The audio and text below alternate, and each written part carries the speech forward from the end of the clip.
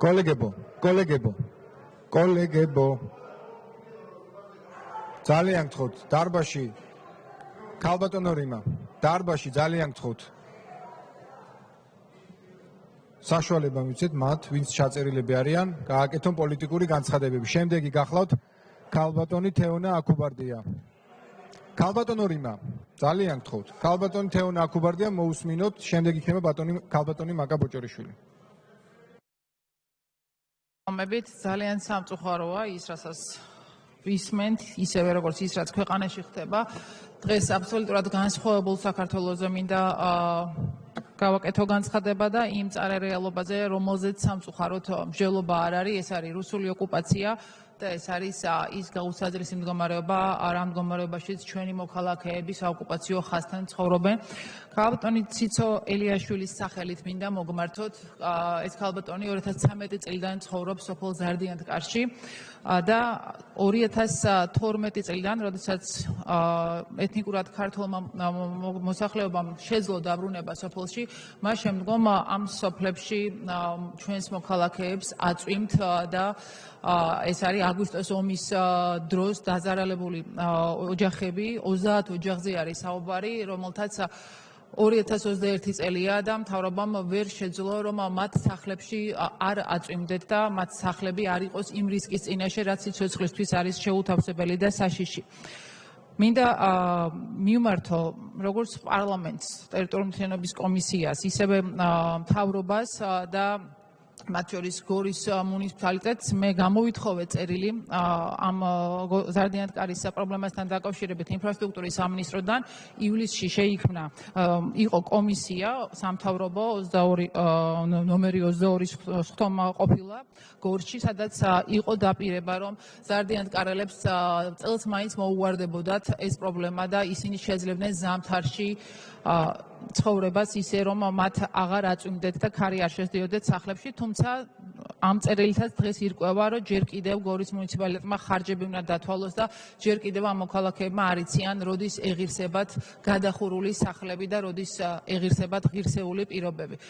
სამწუხარო რეალობაა დღეს ქვეყანაში, ჩვენ საუბრობთ 9 წელზე და კიდე -9 წელზე და ჩვენ არ საუბრობთ იმ პრობლემებზე, რომელიც მოქალაქეებს ასე აწუხებთ და კიდევ ერთხელ გთხოვთ, რომ ქალბატონი ციცოს სახელით მოგმართავთ, რომ მთავრობამ და შესაბამისმა უწყებებმა ზარდიანთკარელების პრობლემა დროულად მოაგვარონ იმისთვის, რომ მათ ეს მძიმე ზამთარით არ გადააგორონ ისე, როგორც უკვე წლებია ეს კეთდება და მოგვარდეს ის პრობლემა, რასაც ამდენი ხანია ეს მოქალაქეები ითხოვენ მთავრობისგან. მადლობა.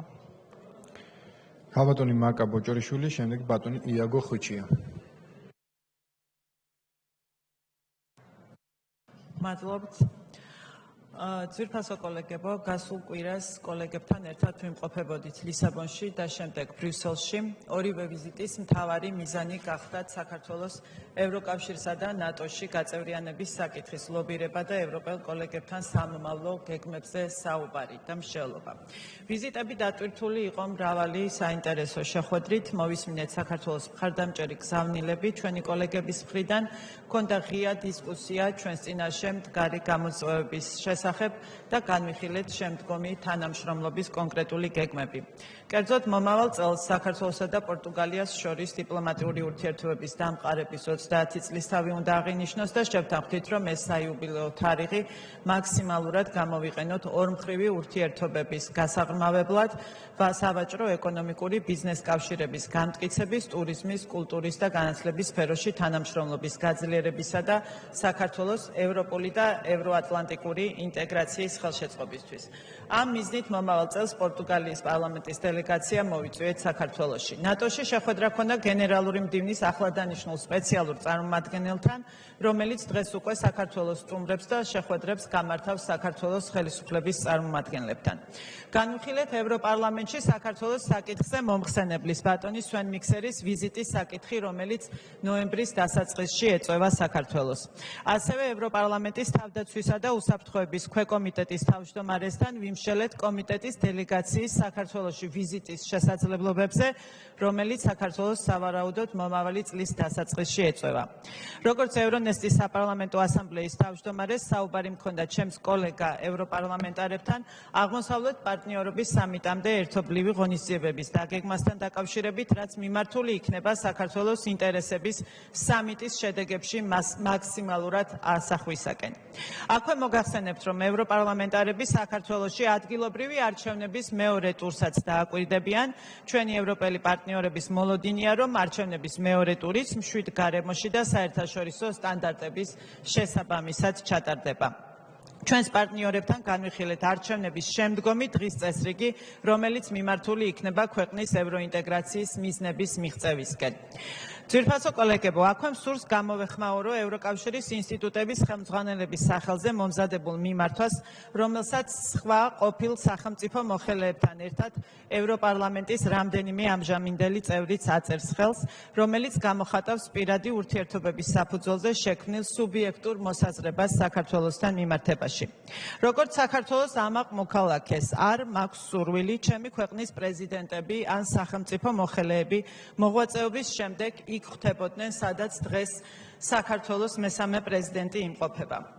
ამასთანავე მიმაჩნია, რომ საქართველოს დემოკრატიის განვითარებისთვის მნიშვნელოვანია ქვეყანამ თავი აარიდოს ორმაგი სტანდარტების დანერგვას და ვიხელმძღვანელოთ სწორედ იმ ევროპული სტანდარტით, რომლისკენაც ასე მივისწრაფვით. შემდეგ, რომ არ შეგვწყვეს ჩვენი შვილების, უნდა ვიცოდეთ, რომ ამ სტანდარტით პოლიტიკოსობა არ ნიშნავს კანონის წინაშე იმუნიტეტის ქონას და კანონებს არ არგებენ ერთეულ პოლიტიკოსებს. როგორც ქართველ პოლიტიკოს, რომელსაც მაქვს ამბიცია, ჩემი პოლიტიკური საქმიანობა სრულად მიუძღვნა საქართველოს ევროპულ და ევროატლანტიკურ ინტეგრაციას. მიმაჩნია, რომ საქართველოს დემოკრატიულ განვითარებას სჭირდება დემოკრატიის სტანდარტების ერთგულება, რაც პირველ რიგში გულისხმობს სამართლის უზენაესობას და კანონის წინაშე ყველას თანასწორობას. ამ მოსაზრებას იზიარებს ევროპელი პოლიტიკოსების უმეტესობა, რომელთვისაც ევროპული ფასეულობები ევროკავშირის მთავარი საფუძველი და ძალაა. მათ ვინც თავს საქართველოს დაასრულებინეთ 30 წამი. ვაცადოთ ერთმანეთს საუბარი. ევროკავშირში ინტეგრაციის ქომაგად მიიჩნევს, კარგად უნდა ესმოდეთ, რომ პირადი ინტერესებიდან გამომდინარე სახელმწიფო სისტემაზე და ინსტიტუტებზე ჩრდილის მიყენება და მათი სრული დისკრედიტაციის დაუსაბუთებელი მცდელობა საქართველოს სვლას ევროკავშირისკენ მხოლოდ ხელს უშლის და არ ემსახურება საქართველოს სტრატეგიულ ინტერესებს. მადლობა. მადლობა. სანამ ბატონი იაგოს ჩავარდა, ბატონმა არმაზმა მთხოვა პროცედურულ საკითხებზე. ქალბატონო სალომე, გქონდათ საშუალება გამოსვლის. არ არის ეს გადაძახებები, ხო, სწორი ფორმა. ხო, მაგრამ პროცედურაზე ბატონი არმაზი და გავაგრძელებთ განცხადებებს. შემდეგ უკვე მოგცემთ საშუალებას პროცედურაზე. დიახ, ბატონო არმაზი. მადლობა. როცა ვიტყვით, რომ პროცედურაზე, ნიშნავს, რომ პროცედურაზე უნდა იყოს. მე ეს კარგად მესმის. მე მინდა მოგიწოდოთ ბატონო თავმჯდომარე, რომ შევწყვიტოთ სხდომა, შეიკრიბოს თქვენი უმრავლესობა და განიხილეთ რა ხდება. რატომ ხდება, რომ პარლამენტში დარჩენილ სხდომათა დარბაზში დარჩენილ 5-6 ოპოზიციონერსაც ვეღარ გვიტანთ. ასე პარლამენტი ვერ გააგრძელებს მუშაობას. ყოველ შემთხვევაში მე ჩემი მხრიდან მინდა გითხრათ.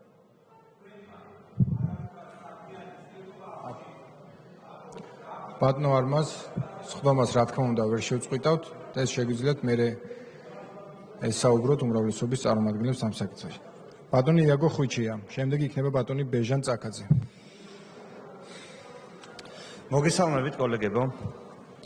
კოლეგებო, გთხოვთ დარბაზში საერთოდ სხვა რამეზე მინდოდა ლაპარაკი, უბრალოდ ისეთ შიზოფრენიულ რეალობაში ცხოვრობთ, რომ მიუხედავად იმისა, რომ არც ერთი ეგრეთ წოდებული ნაცი არ ზის დარბაზში, უმრავლესობის წევრებს ნაცების გარდა სხვაზე არ ულაპარაკიათ. გესმით? ანუ წარმოიდგინეთ, რა მდგომარეობაშია ჩვენი ფსიქიკა, ნერვები.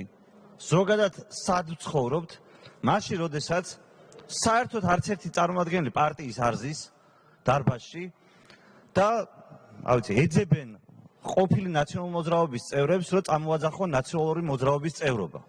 აი ამას ვაკეთებთ ამ წუთას. მე მგონი ეს თქვენც არ გაწყობთ. თქვენს წევრებშიც მოიძებნება ასეთი ხალხი. და ნაცვლად იმისა, რომ პარლამენტი მართლა რამეზე ვფიქრობდეთ. რაც ამ ქვეყანაში ადამიანებს აწუხებთ. ინფლაციაზე იქნება ეს, უკანონო პატიმრებზე, რომლებიც ციხეში ტყუილა იტანჯებიან. ბიუროკრატიის შემცირებაზე. ზოგადად საუბრობდეთ იმაზე, რაც ამ ქვეყანაში ადამიანებს აწუხებთ. ორი პოლიტიკური ძალა. ერთი ნაციონალური მოძრაობა, რომელიც რეალურად შატალოზია, რაც შემოვედით მის მერე და ამას ბოიკოტს ეძახის და მეორე ქართული ოცნება, რომელიც მიუხედავად იმისა აქ არის, შატალოზი არ არის, მაგრამ არასოდეს არ ლაპარაკობს საქმეზე. მიუხედავად იმისა, რომ ბევრ თქვენთანგანთან მე კარგი ურთიერთობა მაქვს ადამიანურად პატივსცემ. არ ვიცი რა გინდათ. მართლა არ ვიცი გულწრფელად რომელ ადამიანს რა აწუხებს ის რაც საპარლამენტო საქმიანობას ეხება. მაგალითად ვიცი რატის რო ოლიმპიური ამბავი აწუხებს და პარაოლიმპიელებზე ზრუნავს ვიცი. მაგრამ ზოგადად რაზე ზრუნავს ეს ხალხი რომელიც პარლამენტს ეხება, რომელიც საკანონმდებლო საქმიანობას ეხება, არ ვიცი. ყველაფერი ვცადე. ბევრ ადამიანთან მოვსულ ვარ და თქვენთვის წესით რაც საინტერესო საკითხი უნდა ყოფილიყო. იმაზე მილაპარაკია. არც ერთზე არ მიგძვნია ვინმე რამეზე ამყოლოდა. ფეხბურთელები არ ამყოლილ ხართ ფეხბურთზე. კალათბურთელები სპორტზე. დანარჩენი ადამიანები არაფერზე, გესმით? და ჩვენ ამას პარლამენტს ვეძახით. ხალხმა მოგვიწვია იმისთვის, რომ 4 წელი რამე ვაკეთოთ. და ამ რამე ლაპარაკის ნაცვლად ნაცების და ქოცების გინება არის მაშინ, როცა არც ერთი ნაცი არ ძის დარბაზზე. შემოვედი, შენ კომიტეტის წევრი ვარ.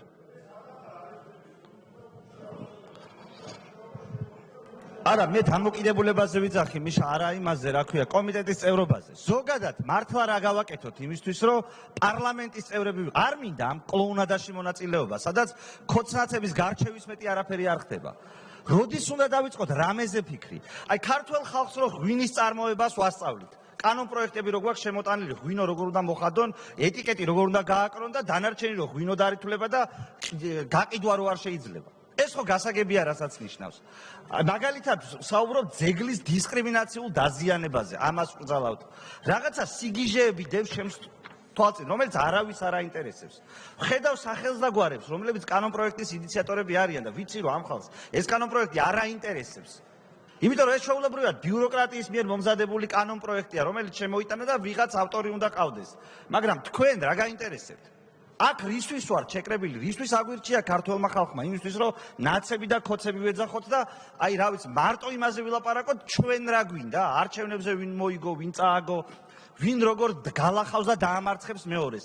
ამ ხალხს ვინც აგვირჩია, აქ მოგვიყვანა რა აინტერესებს, როდის უნდა ვილაპარაკოთ, ვის უნდა ველაპარაკო ამაზე, ვის გაინტერესებთ რამე ოღონდ მართლა და რაც გაინტერესებს იმის დასაცავად ვინ ხართ მზად?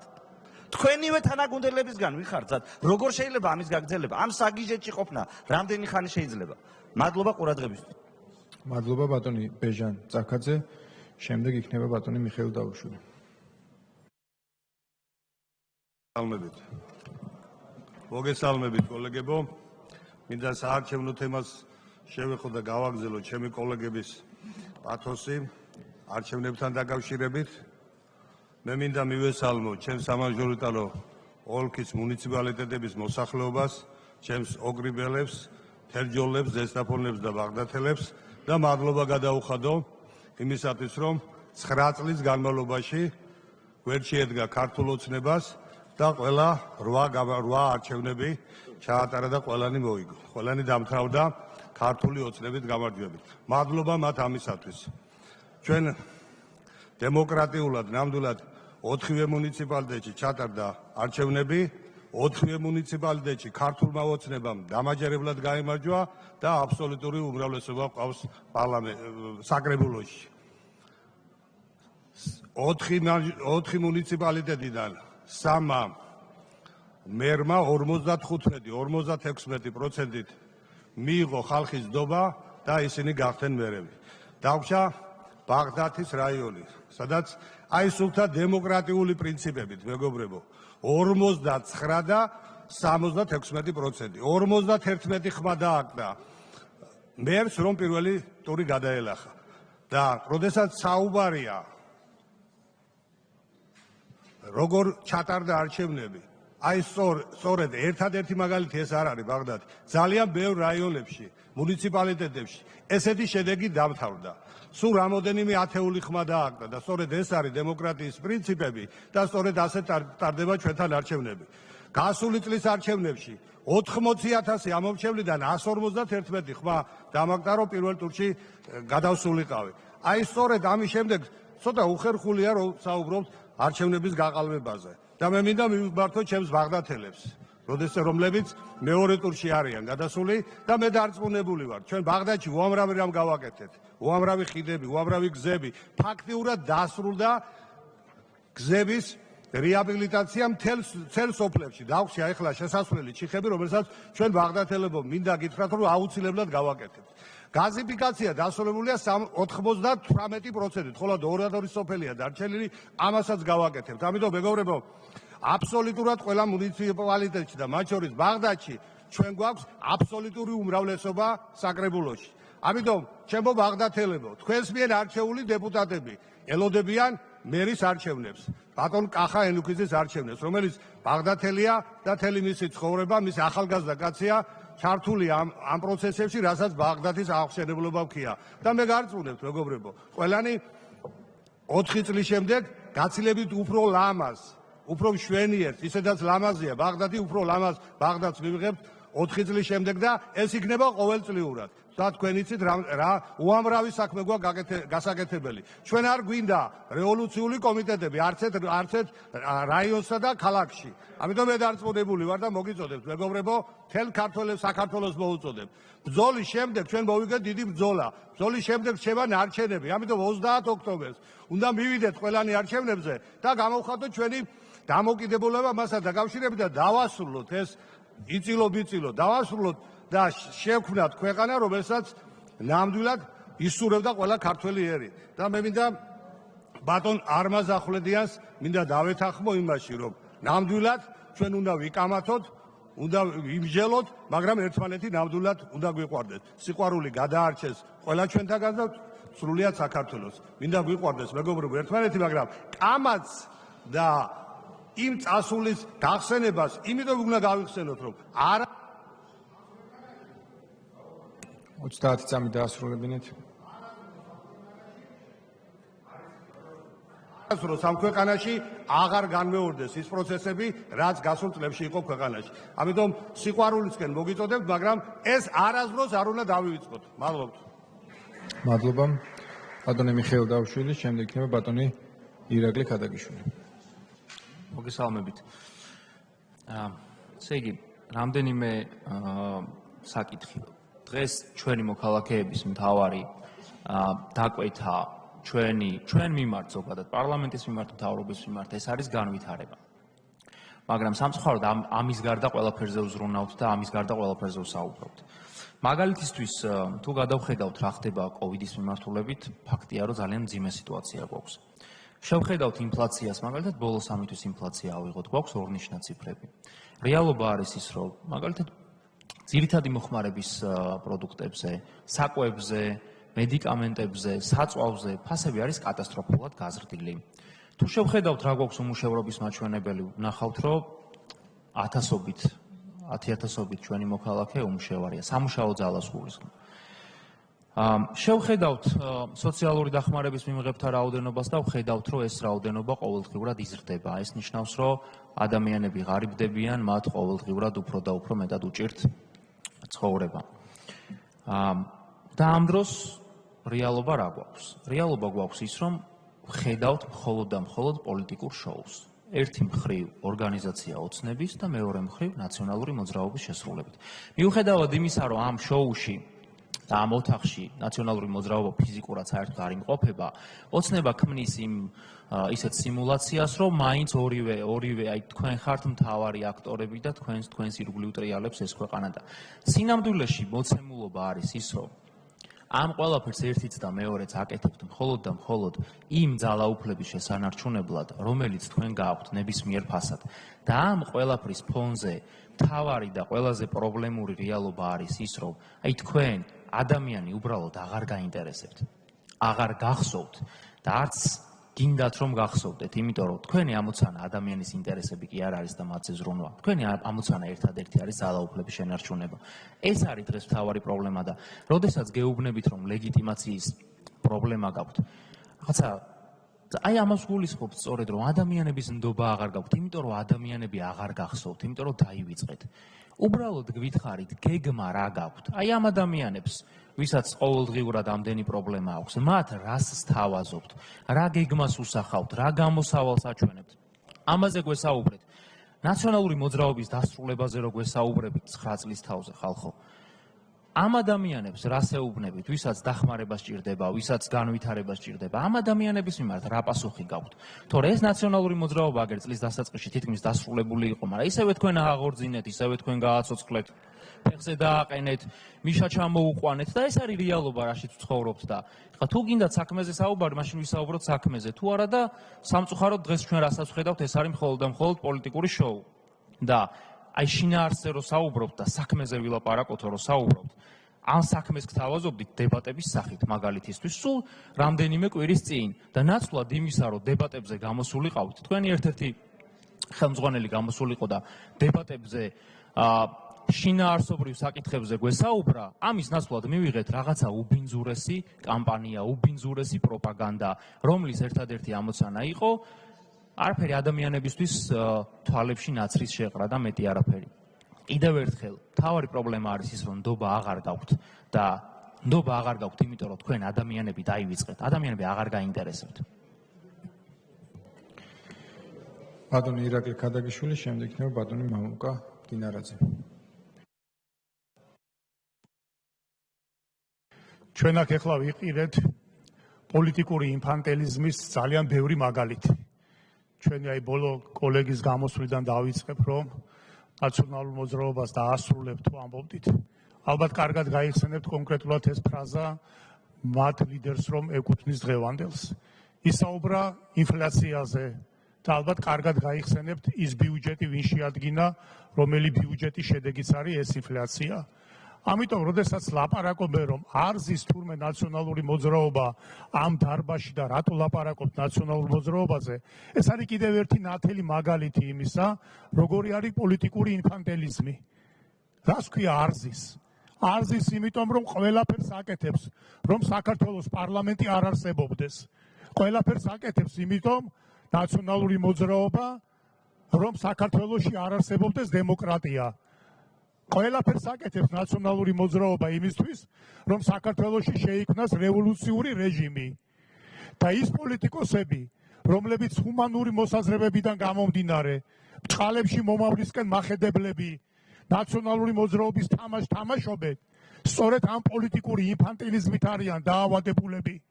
და მე ვუკვირთ, რატო არ არის მათ მხარეს ამორჩეველი და რატომ თურმე დაივიწყა ქართულმა ოცნებამ ხალხი და მათ ახსოვთ ხალხი. არ არის ბატონებო და ქალბატონებო, ესე მარტივად საქმე როგორც თქვენ წარმოგიდგენიათ. აი ამ დარბაზში ვინც არ ზის, იმან საქართველოს კონსტიტუცია ვარდების რევოლუციის შემდეგ რომ მოვიდა, აქცია სუპერპუტინისტურ კონსტიტუციად. ეს გახსოვდეთ კარგად. და ქართულმა ოცნებამ დღეს რა საქმე გააკეთა იაგო ხვიჩია? ის საქმე გააკეთა, რომ საუკეთესო ევროპული სტანდარტების ჩვენ კონსტიტუცია გვაქვს. უსამართლო სასამართლო, სამართლიანი სასამართლო. დღეს სასამართლო გვაქვს. ქონდა პროკურატურის ნოტარიუსი. დღეს გვაქვს სასამართლო. და საგნობრივად თქვით, რომელი კანონია ამ სასამართლოს გასაუმჯობესებლად მისაღები. და არ გვინდა ეს სიმბოლოები მურუსვიზე. უამრავი სიმბოლო გაქვთ, შექმნილი, მოკლული ნაწამები და იმ სიმბოლოებით შეირცხვინეთ ჯერ თავი. ვიდრე ჩვენ რამეს ამოგვაძახებს. ეგ მეორე საკითხი. და მესამე, ჩვენი ევროპელი თუ ამერიკელი მეგობრები, კოლეგები, ლობისტები ასე შემდეგ, ხშირად გვეუბნებიან, რომ ამ დარბაზში არ ზის ნაციონალური მოძრაობა და მის ფეხს აყოლილი სხვა ოპოზიცია არის სწორედ ის, რაც ყველაზე მეტად უნდა კრემლს. და დღესაც გვეუბნებიან, ის რომ მიხეილ სააკაშვილი ზის ციხეში ყველაზე მეტად ახარებს კრემლს.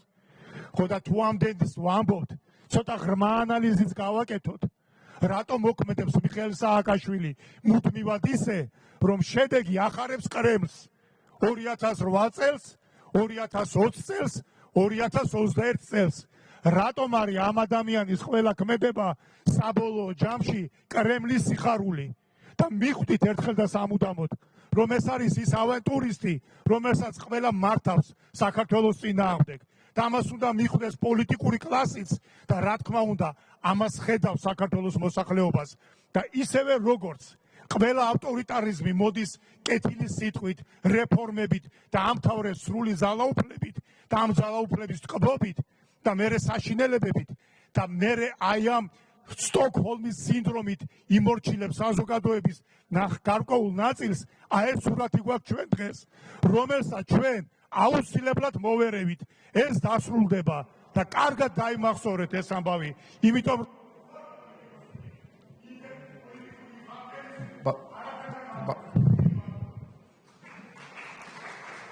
მადლობა ბატონი მამუკა მდინარაძე, შემდეგ ბატონი ირაკლი ზარბა. მადლობა. ძალიან ნიშანდობლივია, რომ არჩევნებამდე ცოტა დრო რჩება და ნაცმოძრაობამ ვერ მობედა პარლამენტში. ბოიკოტი მოიმიზეზა და არ ჩანა. ეს გასაგებია, მე მგონი ბევრი ფიქრი არ ჭირდება ამაზე, რომ ისინი კურდღლებივით დაიმალნენ დღეს რაღაცების მოსმენა არ უნდათ აქ. უფრო მეც მოისმენდნენ, ვიდრე მოისმინეს. ვიღაცები ფარადად ზეფარებიან, მაგრამ რა უყოთ ახლა გასაგებია, ყველას საკუთარი არჩევანი აქვს, ნაცებს გადაეფარება თუ არ გადაეფარება, ოპონენტის გადასაწყვეტია და ნებისმიერი ადამიანის გადასაწყვეტი, მაგრამ მიხეილ ყაველაშვილს დავეთანხმები, რა თქმა უნდა, ნაცობა არის ბოროტება, მაგრამ ამავე დროს არის სირცხვილის, დიდი სირცხვილია. და რას ვხედავთ, იცით დღეს? დღეს ვხედავთ მათი გათეთრების და მათ ენაზე რო ვთქვათ, მათი გაправების მცდელობას და დაკომპლექსებას იმასთან დაკავშირებით, რომ ნაცებზე არ ვილაპარაკოთ, ტყუილა ნუ შეეცდება ნურავენ. იმიტომ რომ ეს ხალხი აკონტროლებს მედია სივრცეში საკმაოდ სერიოზულ ნაწილს. თავის დროზე მოპარული და ნაძარცვი ფულებით აფინანსებენ იმ ტყუილებს და ფეიკებს და ბინძურ კამპანიას, რაცაც ჩვენ ვხედავთ ყოველდღიურობაში. ამაზე ვილაპარაკებთ. ეხლა რაც შეეხება საქმეზე ლაპარაკს. კახა კალაძიდან დაწყებული ყველა კანდიდატი წინა პერიოდში, რამდენიმე დღის წინ, ჯერ კიდევ აგერ, ლაპარაკობდა დეტალურად, ჩადიოდა ყველა დეტალში. ვინმე გამოხვედი და ერთი სიტყვა თქვი, ჭკუას რო გვარიგებთ, ეხლა დიდი ისეთი რაღაცა ჭკვიანი სახეებით. ვინმე თქვით, რომ აი ეს კამპანია მომწონს, ეს პოლიტიკა მომწონს, ეს პროექტი არ ვარგო და ეს კარგი იყო. ამას ასე ნუ გავაკეთებთ, ეს ძვირიжდება, სხვა პროექტით შევცვალოთ, ამ პირიქით მეორე პროექტში დავხარჯოთ უფრო ძვირი. თვითმმართველობაზე რომელიმე მილაპარაკეთ, დღეს რო ჭკუას გვარიგებთ, საქმეზე რატო არ ვლაპარაკობთ? რა საქმეზე ვლაპარაკობთ? დეტალურად პროგრამა წარმოგიდგინათ კაცმა ერთმა, მეორე მეათემ და 64-მ და ყველამ კანდიდატმა დეტალურად თავის რაიონში, თავის მუნიციპალიტეტში რას აპირებდნენ? რომელიმე ერთ დეტალზე რომელიმე შეეკამათეთ? კარგია ან ცუდია თქვით? და ეს როგორი ამბავია, სამხრივად რომ უნდა იყოს პოლარიზაციის შემცირების მსვლელობები, მხოლოდ ქართულ ოცნებას რო აკისრია ვალდებულება. დედა უნდა აგინოს მეორე მხრიდან ვიღაცამ და როგორც კი შენ ხმას გაცემ, უტიფრობაო რო ეთყვი. ალო დუახუდუშავნარად უტიფრობაო, ეგრევე უნდა გაგიჟე, ესო როგორ ძალადობა და ზიზღის ენაო. ესე იგი იმან უნდა გაგინოს, იმან ზიზღის ენითაც გელაპარაკოს, სიძულვილის ენითაც, უნდა დაგაბრალოს 1000 გვარი სიბინძურე. ჯერ უნდა დაიწყოს მათმა უნდა დაიწყონ მათმა მედია მენეჯერებმა, ეგრეთ წოდებულებმა, სიბინძურეები უნდა გაბრალონ. მერე ამაზე თავები უნდა აკნიონ ამათმა პოლიტიკოსებმა, ჩვენმა პატივცემულო ოპონენტებმა. როგორც კი პასუხს გაცემდა უტიფრობას დაარქვე, იმ წუთში რა ეს როგორ შეიძლება ეს არის ზიზღის კამპანიაო. ხახო ხო არ გაგიჟდით მართლა ყველანი ერთად. პასუხის გაცემას ოღონდ თან სიმართლის, იმან ტყუილი უნდა პასუხები კი არ უნდა გაქცეს. უნდა დაიწყოს პროაქტიულად ტყუილის დაბრალება. უნდა გაგინოს ტყუილით და შენი სიმართლე და პასუხი არის ზიზღის ენა თურმე. კამპანია არ აინტერესებთ, პროგრამა არ აინტერესებთ, ნაცებზე არ ილაპარაკოთ. მიშისტებ ნაცები კი არა. აღმოჩნდნენ რომ 3%-ით მეტი აიღეს მიშას ფაქტორის გამო. მიშისტები აღმოჩნდნენ უბრალოდ და ლუსტრაცია ხდება დღეს მთელი ამ სექტის. ოღონდ იმ ხალხის კი არა, თქვენ რო სპეკულაციურად 9 მილიონ ადამიანზე საუბრობთ. ისინი მომხრეები არიან და ბევრი თაღლითობისგან დაზარალებული და მინდობილი ადამიანი მინახავს ძალიან კარგი. მე ლიდერებზე ვსაუბრობ ამ შემთხვევაში. ხო აღმოჩნდა რომ ლუსტრაცია მოხდა თქვენი ყველასი ვისაც ცოტა მაინც გეთაკიგლებოდათ ეხლა ამ ფაქტორმა რომ ვაიმე ოდნავ მოუძლიერდით თვითონ 3%-მა სულ რაღაც მიშისტებად გადააქცია და ამ ხალხის ლუსტრაცია მოახდინა და არ ვილაპარაკოთ ამაზე საფრთხეზე ამ ქვეყნის რეალურად საბოტაჟზე არ ვილაპარაკოთ და სიმართლეზე გავამარჯვებინოთ ტყუილს და ბოროტებას წამები დამიმატეთ თუ შეიძლება ბატონო თავმჯდომარე 30 წამი დავუმატეთ 30 წამი დავუმატეთ ეს ამბავი არ გამოვა ვერ დაგვაკომპლექსებთ იმით რა ნარატივიც თქვენ გინდა და ბატონო არმას ძალიან დიდი მადლობა გულწრფელად თქვენ თავიდან რაც გვით ოდნავ ინტერპრეტაციას გაუკეთებ კარგ ამბებს ვისმენ თუ აქო დღესო მაგრამ ცუდი მდგომარეობაო ეს არის ოპოზიციური ნარატივი დღეს მოდით ცუდზე ვილაპარაკოთ რაც არის ის არის ცუდი ბატონო ბადრი დაგეთანხმებით ბოლომდე ჩავყვეთ ერთად მოსმენების თემას ვინ მოისმინა რა პერიოდში სხვა ისინი თუ შეიძლება ძალიან დიდი ბოდიში მოხდით 30 წამით რომ ბატონ ბადრის პასუხი გავცე 30 წამის და გთხოვთ მადლობა მე დაგეთანხმებით უნდა ჩავყვეთ ბოლომდე ღირსების ამბავია ეს იმიტომ რომ ეგ უმრავლესობის წევს უსმენდნენ ამას არა აქვს არანაირი მნიშვნელობა მაგრამ მოგყვებით ბოლომდე მაგრამ თქვენ თვითონ ახსენეთ და ჩვენ ვერიდებოდით ამას რომელი ქვეყანა რომელ პერიოდში ვინ კანონიერად ყველა კითხვას თავმჯდომარემაც გითხრათ პასუხი უნდა გაეცეს და ამ ყველაფერს ერთად გავცეთ პასუხი ოღონდ სიმართლე ვილაპარაკოთ ყველა თემაზე და არა სპეკულაციურად დიდი მადლობა მადლობა აგერ გითხარით კაცო ბატონო ბადრი თქვენ დარეგისტრირდით გთხოვთ სიტყვა გთხოვთ ბატონ ბადრის ჩავერთოთ განცხადებას გააკეთებთ ხო განცხადებას გავაკეთებ ბატონ მამუკას ნათქვამ დაკავშირებით საქმე გვაქვს ადამიანების დევნასთან. მე ამას შევაფასებ მხოლოდ როგორც დევნას, როდესაც გისმენენ ყოველდღიურად და ყველა შენ საუბარს. მე მგონია რომ ამ შემთხვევაში მიუხედავად პარტიული კუთვნილებისა, ქართულ ოცნებას უნდა ეთქვა, ეს არის მიუღებელი. სანამ გამოძიება დამთავრდება, შეაფასე როგორც მიუღებელი ფაქტი, რომ ადამიანს უსმენენ ყველა მის საუბარს. მე ერთი რამ არ მომისმენია, ამას დაკავშირებით არც ერთი განცხადება. თითქოს რაღაც პირში წყალი დაიგუება, სულ ყველამ, იმიტომ რომ ეს შეიძლება ვინმე იმფიქროს, რომ დღევანდელმა უშუალობის სამსახურმა გააკეთაო. რატომ არ აპროტესტებთ ამას? როგორ ადამტკიცა მეგეუბნებით თბილისის პროკურატურაში დამიბარეს მაჩვენეს ჩემი საუბრების ჩანაწერები და ზუსტად ემთხვევა ყველა ჩემს საუბარს. ყოველდღიურ საუბარს მე გეუბნებით ვადასტურებ ის რაც პროკურატურა მაჩვენა. მე ხო არ მომიგონია? გავიგე, მაგრამ თქვენ ხო უნდა შეაფასოთ პოლიტიკურად. პოლიტიკურად შეაფასეთ, გამოძიება ერთი ამბავია, მაგრამ პოლიტიკურად შეაფასოთ, რომ ეს არის ადამიანის უფლებების ფუნდამენტური უფლებების დარღვევა, მისი კერძო საუბრების მოსმენა, მის საძინებელ ოთახში შეხედვა, ეს არის დარღვევა, ეს არის დევნა, მეგობრებო, ეს უნდა შეაფასოთ. მე კონკრეტული დამნაშავე გამოჩნდა ეს გამოძიებამ გამოარკვევს, მაგრამ რატომ არ აფასებთ ამას პოლიტიკურად? ეს არის დიდი პრობლემა. მაგრამ რატო არ გააპროტესტეთ ის ანდრი? არა, ხო უნდა დავგმოთ ერთად, დავგმოთ, რომ ეს არის მიუღებელი. ვინც არ უნდა გააკეთოს, თქვენი არის გაკეთებული თუ არ უნდა დაგმოთ ის ადამიანი, ხო? და რატო არ ამბობთ მაგას? და არ ყოფილა განცხადება ეგეთ. გავიგე, მაგრამ ჯერ შევაფასოთ და მერე დავადგინოთ. კანონიერი როგორ არის შარშან არჩევნების დროს მისმენდნენ თურმე და ეგ არის კანონიერი? არა, გავიგეთ, არჩევნების დროს მისმენდნენ გუშინ. გუშინ არა, უბრალოდ იმ პროკურატურის ფაილებში გამოირკვა, რომ როდესაც მე ვაწარმოებდი საარჩევნო კამპანიას შარშან, მე მისმენდნენ და ყველა ჩემს საუბარს. პროკურატურა მაჩვენა ფაილები. ეხლა დავგმოთ, რა მნიშვნელობა აქვს? სულ ერთია, ვინც არ უნდა ისმენოს. ხო არის დარღვევა, ხო არის ადამიანის დევნა. ხო არის დევნა. რა ნიშნავს თქვენ თქვით, რომ ეს არის დევნა და მე გავარკვიოთ ვინ გააკეთა ეს? ხო და მე არ მინახავს პროტესტი თქვენი მხრიდან. პროცედურაზე ერთი წინა ბატონო, მხოლოდ ერთი წინა. ბატონო ბადრი, მადლობა. გავიგე, მაგრამ პოლიტიკური შეფასება ხო უნდა მოხდეს ამის. ბატონო ბადრი, განცხადებაზე რომ სამბობთ ჩემმა კოლეგებმაც და მეც მაქვს ნათქვამი, რომ თუ დადასტურდება მსგავსი უკანონო მოსმენები, მიუღებელიც არის და შესაბამისი პასუხი გაეცემა ყველა კანონდარღვევს. თუ ასეთი დადასტურება, ეს განცხადება პირადად მეც მაქვს გაკეთებული. არა მარტო დავგმეთ, არამედ თქვით, რომ პროცედურებს მივყვებით ბოლომდე და ყველა კითხვას გავცემთ პასუხს. ამაზეა საუბარი. ვის მოთხოვთ პასუხი სანამ გამოძიება არ დასრულდა და არ გვეცოდინა ვინ უსმენდა. თქვენივე კოლეგამ ახსენა, რომ შეიძლება ყოფილიყო სხვა ქვეყნის უწყებებიც, ხო, არ ვიცით. ეჭვია. დასრულდეს გამოძიება, პირველი ეტაპი მაინც კითხვებზე პასუხი აქ ყველას მოგეცემას საშუალება გაცეთ შესაბამისად. შემდეგი გახლავთ ბატონი ირაკლი ზარქოა და ბოლოს იქნება ბატონი მიხეილ სარჯველაძე. კეთილი, დიდი მადლობა. ბატონო ბადრი, ან შეცდომაში ხართ შეყვანილი. ან გამოგჩათ მე მესვი წინასაარჩევნო გარემო იყო და ისე დაძაბული რომ შეიძლება ამოგივარდოთ.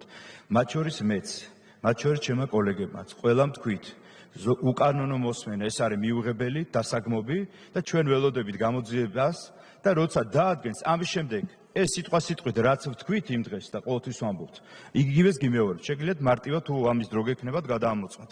და როცა გვექნება შედეგები გამოძიების და თუ კიდე კითხვის ნიშნები გვექნება, შემდეგ ითქვა რომ აქ შესაძლებელი იქნება თვითონ მოусმინოთ სამსახურის უფროსსაც. ასე რომ ეს მიდგომა, განწყობა გვაქვს და ეხლა თუ გინდა დაგიდასტუროთ, მიუღებელია უკანონო მოსმენები და ზოგადად ყველა ქვეყანაში არის სანქცირებულად და უსმენე და თქვენ ჩემზე კარგად იცით ეს. მათ შორის მაღალ დემოკრატიებშიც და დიდ დემოკრატიებშიც ხდება ასე. აქ საუბარი როცა უკანონო მიყურადება, არასანქცირებულად დაველოდოთ. როცა გვექნება შედეგი, ამის შემდეგ თუ კითხვის ნიშნები დარჩა, მერე თქვენც, მეც ყველას გვექნება საშუალება რომ პოზიცია დაუფიქსიროთ. დანარჩენი ხე უბრალოდ წინასაარჩევნო ჩაგითვლით რომ თქვენ ცდილობთ რომ დრამატიზირება შეიტანოთ და რაღაც პოლიტიკური განცხადებებისთვის გამოიყენოთ. ეხლა რაც შეეხება ბოდიში რა მათქმევინე ჩემი სიტყვა და შემიშლით ხელს. ეხლა მე უბრალოდ სურვილი გამიშთა ჩავრთულიყავი ამ განცხადებებში არ ვაპირებდი, როდესაც აი იეგოველებიდან რო იყო, ნათქვამი ბატონი იაგოს ესე იგი სიტყვა რო აიღეს. სად ვიმუშაო, რა ვიმუშაო? მე შევახსენებ იმას, ვისაც მუშაობა უნდა ბატონო იაგო. ჩვენ გვაქვს შექმნილი პენსიის სატენდერო კომისია, სადაც მათ შორის შენი კოლეგები ოპოზიციიდან საკმაოდ აქტიურად არიან ჩართული. სადაც მუშაობთ რომ ჩვენს პენსიონერებს მოქნილი და ადეკვატური პირობები ქონდეს საპენსიო. მათ შორის მუშაობთ ბიუჯეტის დამტკიცებაზე, სადაც არის ცალკეული პროექტები, პროგრამები, გამოდით, ინიციატივად გამოდით. მაგრამ ეხა ისეთ უტოპიურ თემებს რო იტყვით რომ გადასახადების გარეშე სახელმწიფო იყოს, ყოველგვარი კანონი მოვშალოთ, ეხა მხარდამჭერების შემოგეცალათ, ხო ხედავ ამ იდეებში და ეხა ჩვენ ვარ გავიზიაროთ ამაში, ნუ გავკიცხავთ რა, ძალიან გთხოვთ. და მესამე ხა დღეს ითქვა რომ აი რას აკეთებთო დღესო აი რაღაც კანონები გამოგაქვთო და მე ვარ ერთ-ერთი კანონის ინიციატორი რომელიც დავით ულიანი გამოიტანს დღეს. ეს არის სამშენებლო კოდექსში იმ საეტაპო ოქმების გაუქმება, რომ უფრო ღია, გამჭვირვალე და უფრო მოქნილი გავხადოთ ჩვენი მოქალაქეებისთვის. თუ არ ჩაიხედეთ, თუ არ წაიკითხეთ, ჩემო იაგო, გაჭირდება, ვერ გაგაგებინებ და დარჩები ასე თამაშგარეთ მაშინ. და ვისაც არ გინდათ მუშაობა აგერ კაცო მელიამ თქვა რომ განცხადებების საშუალებას არ მაძლევთო, ტყუილი არ გამდისო და ავდგები და წავალ სახლში და სწორი გააკეთა და ვისაც არ გინდათ მუშაობა და ვისაც არ გაქვთ ინიციატივები და უბრალოდ ზედმეტად გრძნობ თავს, არის მარტივად პასტაფურცელი და დარჩენი თქვენ იცით. მარტივი აქ ძალიან მარტივი და ვისაც მუშაობა უნდა, ჩართულები არიან, ჩართულები ვართ და ვაკეთებთ იმას, რომ გაცილებით უკეთესი იყოს ხვალინდელი დღე ჩვენი თანამოქალაქეებისთვის. და ამას ჩვენ ყველა ერთად მივახცეთ. ისევე როგორც იმ 20-ვე ოლქში ჩვენი პროგრამებით, ჩვენი ხედვებით, ჩვენი კანდიდატებით დამაჯერებელ გამარჯვებას მივახცევთ. ეს არის და ეს პასუხი. დიდი მადლობა. ბატონი მიხეილ სარჯველაძე.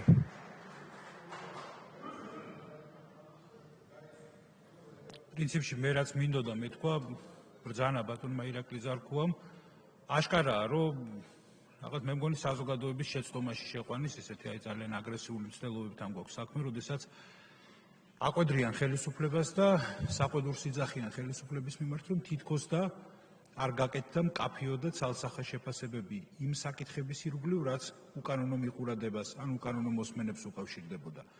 ასეთი რამ არამც და არამც სწორი არ არის და არაერთხელ და დასტურად ამისა შემიძლია მე ახლა გამგიცხადოთ ეს ერთმნიშვნელოვნად, რომ თუ კი აღმოჩენილი იქნება გამოძიების მხრიდან იქ უკანონო მოსმენის ფაქტი. უსწორო რაც იქნება, რასაკვირველია რომ ეს არის ერთმნიშვნელოვნად, არა თუ უბრალოდ გასაკიცხი, არამედ ამის გულისთვის რასაკვირველია რომ ყველაზე მკაცრი რეაგირებაც უნდა მოყვეას ამას. მაგრამ ერთადერთი რასაც ვემიჯნებით და აი ამას არასწორად გვაყოდრიან და ვფიქრობ სრულიად საპირისპიროს მტკიცებას ცდილობენ ჩვენი ოპონენტები, რომ წინასწარ გავაკეთოთ შეფასებით ყვანის და მართალის გარჩევამდე გაკეთდეს შეფასება, დაიგმოს რაღაც და მერე მნიშვნელობა აღარ კონდეს რეალურად რას კონდა ადგილი უკანონობას თუ კანონიერებას. აი ესეთი პოლიტიკური სპეკულაცია ვფიქრობ, რომ აბსოლუტურად დაუშვებელია. ამიტომ კაფეოდ უნდა ვთქვათ, თუ კი გამოძიების და სწორედ გამოძიების შედეგად დადგინდება, რომ რაიმე იყო უკანონო, რასაკვირველი ამას მოყვება უმკაცრესი რეაქცია. და ამის ინიციატორი იქნება აქ მსხდომი ყველა ჩემი კოლეგა, რა თქმა უნდა, ამას გავიზიარებთ. მაგრამ თუ იქ არ დადგინდა რაიმე უკანონო, ბუნებრივია, რომ ამას რეაგირება ტყუილად, დაუსაბუთებლად და მხოლოდ ვინმეს პოლიტიკური მერკანტილური მოტივებიდან გამომდინარე რეაგირება ტყუილად ვერ მოყვება. ეს არ შეიძლება იყოს თვითმიზანი. უნდა გაირკვეს რა მოხდა და შესაბამისი უნდა იყოს რეაქციაც. ეს არის ერთადერთი და უალტერნატივოდ სწორი გზა. ნებისმიერი სხვა რამ არის სპეკულაცია ამ თემით. დიდი მადლობა. მადლობა ბატონი ლადო კახაძე. უღმესი მადლობა ბატონ თავმჯდომარე, მე წინასწარ არ ჩავწერილო და ძალიან კმაყოფილი ვიყავი ყველაფერი იმის მოსმენით ორივე ფრთიდან პარლამენტის ადგილია, სადაც ყველაფრის ფრუსტრაცია ხდება და კარგია რომ ამას საჯაროდ აფიქსირებს და არ ერიდებიან. ზოგი არერიდება შეგნებულად, ზოგი ენით მალავს თავის შინაგან სამყაროს. ესეც არის პოლიტიკა, ამისი ხელოვნება არის. მე ერთი რამე მინდა ვთქვა. ცალსახად გამოვეხმაურო სიტყვა უკანონობას. უკანონო მიყურადება კი არა. ყველაფერი უკანონო დასაგმობია. ყველაფერი უკანონო და დარბაზში ვსთომ დეპუტატებს და კიდევ ვინც არ არიან შემოსულები და ვისაც ნება მისცა ამომრჩეველმა რომ მათ გაახმოვანონ და კანონები დაწერონ, ჩვენ იმიტომ ვართ აქ პარლამენტის შენობაში კანონშემოქმედნი, რომ ისეთი კანონები დავწეროთ, რომელიც პატივს დაიმსახურებს ჩვენი მოსახლეობის მხრიდან და მისი დარღვევის სურვილი არ გაუჩნდება. არა მარტო სურვილი არ გაუჩნდება, არამედ შეეშინდება ამ კანონის დარღვევის. ეს არის ჩვენი მისია. ეხლა დარბაზში სხედან თუ არ სხედანო რო ლაპარაკობენ. ვირუსის არ ჩანს ბატონებო. აბა მითხარით ვინმე კოვიდის ვირუსი ჩანს? არ ჩანს, მაგრამ ძალიან საშიშია. ტრისას და ავისას, მაგრამ ვირუსას ისევე როგორც პოლიტიკურ ვირუსს ახასიათებს იმ ორგანიზმში შემოიჭრება, იქ რასაც სუსტი ადგილია, იმას დაიმეგობრებს და მერე გამოვა ორჯერ უფრო დამზიანებელი. ეს ისე ყურადღებისათვის მოსახლეს არჩევნების წინ გაამახვილოს ყურადღება, სწორი გააკეთოთ. ვირუსმა რა გვასწავლა? ბევრი რამე. მაგრამ ეხლა ეს გადმოვიდოდოთ პოლიტიკაში. პოლიტიკური ნიღაბი. დიახ, ზოგჯერ ისეთ რამეს ამბობს სისულელეს მოდის ვიხდი. პოლიტიკური ანგაჟირების გამო, რომ გონია ეს სიმართლეა. ბევრჯერ გახედნეთ ტვინში, მაგრამ ეს ტვინი უნდა იყოს მართლა მზაობაში, რომ ის სიტყვა ენით ნათქვამი ტვინმა არ უარყოს მერე, რამდენიმე ხნის მერე. ლოგიკასთან ახლოს ბევრი რამე არ არის სამწუხაროდ, ლოგიკით არ ცხოვრობს, ირაციონალურია დედამიწა, მაგრამ ერთი რამე მინდა თქვა. 2 მილიონი ადამიანია თითქმის აცრელი, 1,920,000 თუ არ ვცდები. ერთი გარდაცვალებაა ის აცოდავი, რომელმაც თავი დადო ამ დიდებული, აი კიდევ ერთხელ მოუწოდა თავის სიცოცხლის ფასად რომ აიწერითო. აცრამ ერთი ადამიანი შეიწირა და აუცრელობა 10,000. ლოგიკას მოუხმობ ადამიანებო, ლოგიკას. ანტივაქსერების ყურად საღებად ვამბობ ამას. აბა დაფიქრდით. ასე არ შეიძლება. სხვაზე გადაბრალება ძალიან ადვილია. ჩვენ გვაქვს ქართველებს უფალო ღმერთო რად გამაჩინეო, ხო გასოთ? მე ხომ სიცოცხლე არ მიწყოვნია.